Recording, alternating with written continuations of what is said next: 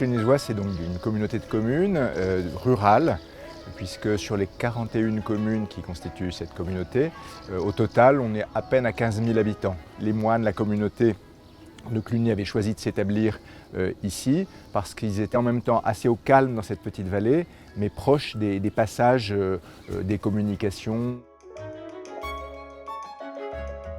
L'accueil, l'hospitalité, c'est une des valeurs cardinales. S'occuper à la fois des gens qui vivent autour, mais des gens qui sont de passage, qui sont en mouvement, qui sont en recherche. Et Cluny avait une sorte de privilège, de liberté en fait totale, d'autorité qui lui permettait d'accueillir des personnes, même lorsqu'elles étaient par exemple excommuniées, vous voyez, mises au banc de la société. Ça a toujours fait partie d'accueillir, même dans des périodes récentes. Il y a un droit et un devoir d'accueil dans cette région, c'est quelque chose de très fort.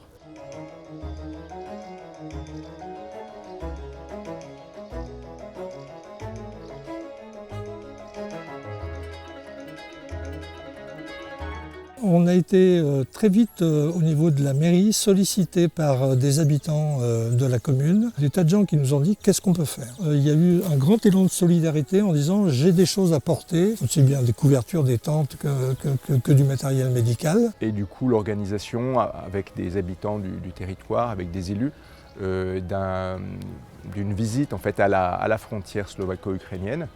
Et au retour, on avait avec nous 19 personnes d'un âge de 3 mois jusqu'à 80 ans. Et quand on est arrivé dans la salle des écuries de Saint-Hugues, alors je trouve que c'est une belle symbolique parce que c'était en fait l'hôtellerie de l'abbaye. C'était vraiment le lieu de l'hospitalité où il y a eu des centaines et des milliers pendant le Moyen-Âge de gens qui ont été hébergés. Et bien dans cette salle, il y avait 200 personnes. D'autres personnes sont venues nous voir en disant j'ai une chambre, j'ai un logement, je peux accueillir des réfugiés. Une volonté assez généreuse, mais qui nous a quand même assez vite questionné. Accueillir une personne chez soi 8 jours, 15 jours, 1 mois, c'est facile, on le fait tous avec des amis, avec des personnes que l'on connaît plus ou moins. Les accueillir dans la durée, ne sachant pas quelle serait la durée, ça nous paraissait assez compliqué et pas forcément à encourager directement. La solidarité est utile, voire indispensable, mais elle n'est pas suffisante. L'accueil, ça ne s'improvise pas. Enfin, c'est un vrai, je dirais presque un vrai métier. C'est une course de fond.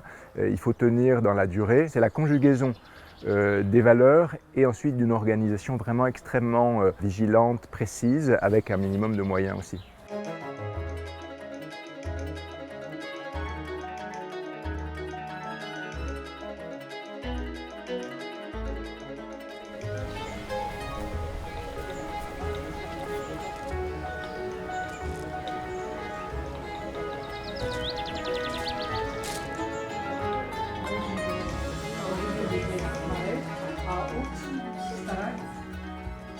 C'est des personnes qui habitent sur le territoire, donc que nous accueillons, que nous accompagnons comme chaque habitant de Clunisois.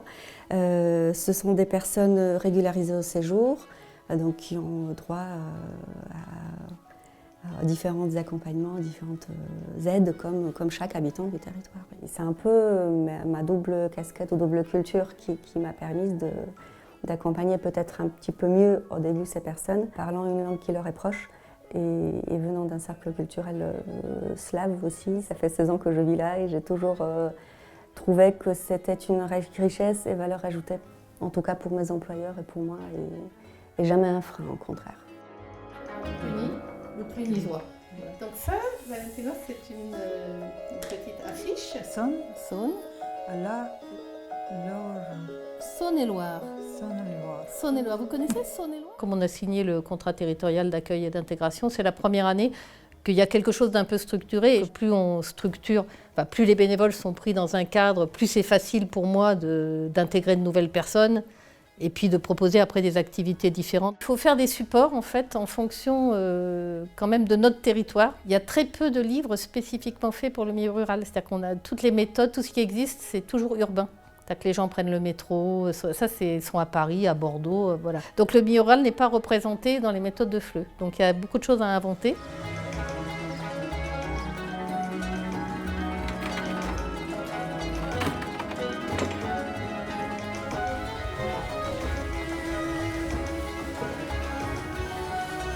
Ми приїхали сюди, я уїжджала з України, це було ще літо.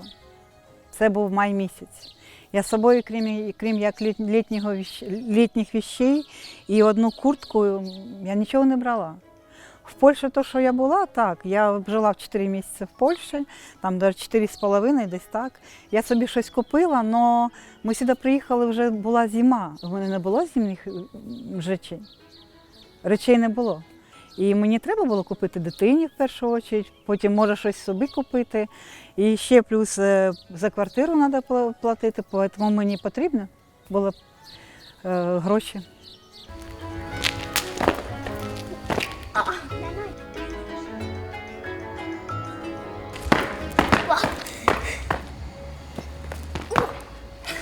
Les enfants l'ont accueilli vraiment avec grand plaisir.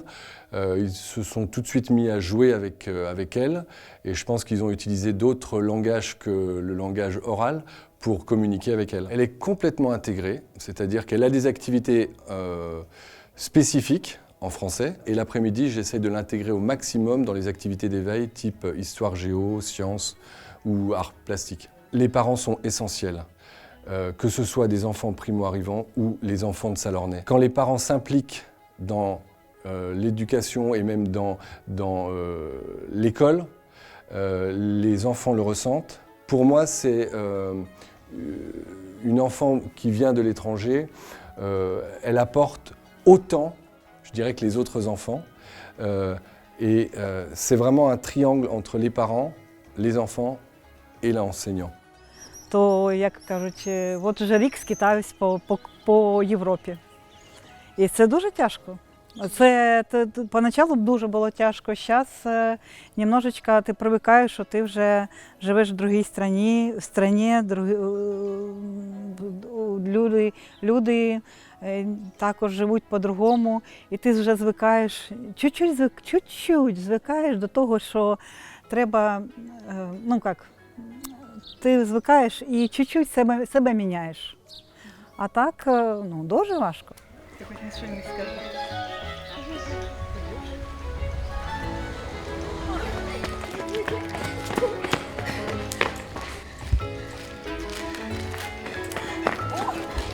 Dans les missions que les communes nous ont confiées, que ce soit les questions du logement, de l'habitat, que ce soit la question des familles, que ce soit la question de l'alimentation, etc., font d'ores et déjà partie de nos missions, je dirais indépendamment de cette question de l'accueil de personnes venant de loin. Donc du coup, c'est assez naturel que ces personnes qui arrivent, elles bénéficient déjà de ce dispositif. Donc là, on n'a pas besoin d'inventer de nouvelles missions, ces missions, elles existent.